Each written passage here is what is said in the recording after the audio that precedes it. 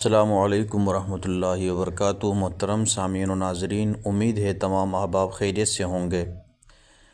F P S C میں عربی lecturer, عربی ٹیچر اور اورینٹل ٹیچر کے انٹرویو کی تیاری کا سلسلہ جاری ہے۔ آج کی اس ویڈیو میں ہم جو جاہلی دور کے شعراء میں سے شاعر لبید ابن ربیعہ رضی اللہ تعالیٰ عنہ کے حالات زندگی پر مختصر سی نظر ڈالیں گے۔ شاعر کا نام ابو عقیل لبید ابن ربیعہ عامری ہے۔ اس نے جود و سخا اور جنگی ماحول میں پرورش پائی۔ اس کا باپ ربیعہ پریشان حالوں کا ملجا و ماوا تھا۔ اس کا چچا ملائب السنہ نیزوں سے کھیلنے والا عامر بن مالک قبیلہ مضر کا نامور و بہادر شہ سوار تھا۔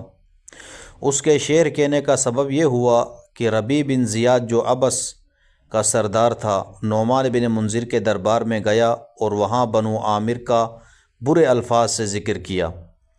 یہ شاعر کی قوم ہے بنو عامر۔ چنانچہ جب بنو عامر کا وفد ملائب السنہ کی زیر قیادت بادشاہ کے دربار میں پہنچا تو بادشاہ نے اس وفد کو بلند مقام نہ دیا اور ان سے بے رخی برتی۔ اس سلوک سے بنو عامر کو سخت صدمہ پہنچا۔ اس زمانے میں لبید کم سن تھا۔ اس نے وفد کے اراکین سے درخواست کی کہ وہ اپنے معاملے میں اسے بھی شریک کر لیں، لیکن کم سنی کے باعث انہوں نے اسے اپنا شریک بنانے سے انکار کر دیا۔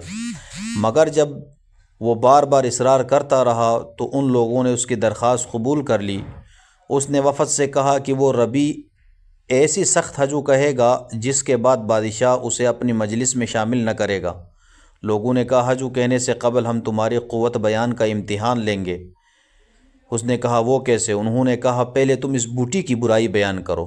اس وقت ان کے سامنے ایک باریک شاخوں کم پتوں والی زمین پر بچھی ہوئی تربہ نام کی بوٹی تھی۔ چنانچہ اس نے فوراً کہا یہ تر بوٹی نہ آگ جلانے کے کام آتی ہے، نہ گھر میں لگائی جاتی ہے، نہ کسی کے لیے مسرت کا باعث ہے۔ اس کی لکڑی کمزور ہے، اس کے فوائد کم ہیں، شاخیں چھوٹی، چاروں میں سے سب سے بدتر چارہ اور مشکل سے اکھڑنے والی ہے۔ اس پر انہوں نے لبید کو ہجو گوئی کی اجازت دے دی۔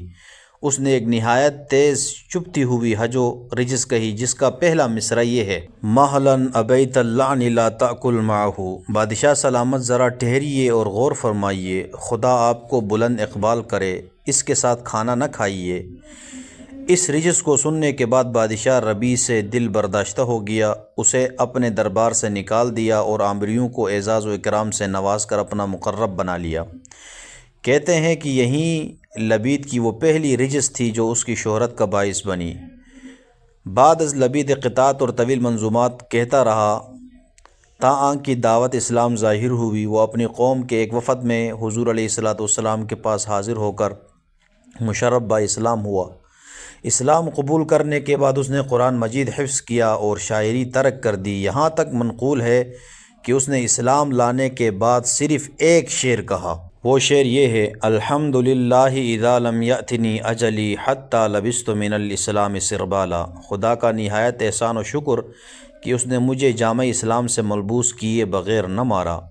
یہی سبب ہے کہ وہ اسلام کے بعد طویل عمر پانے کے باوجود جاہلی شعراء میں شمار کیا جاتا ہے۔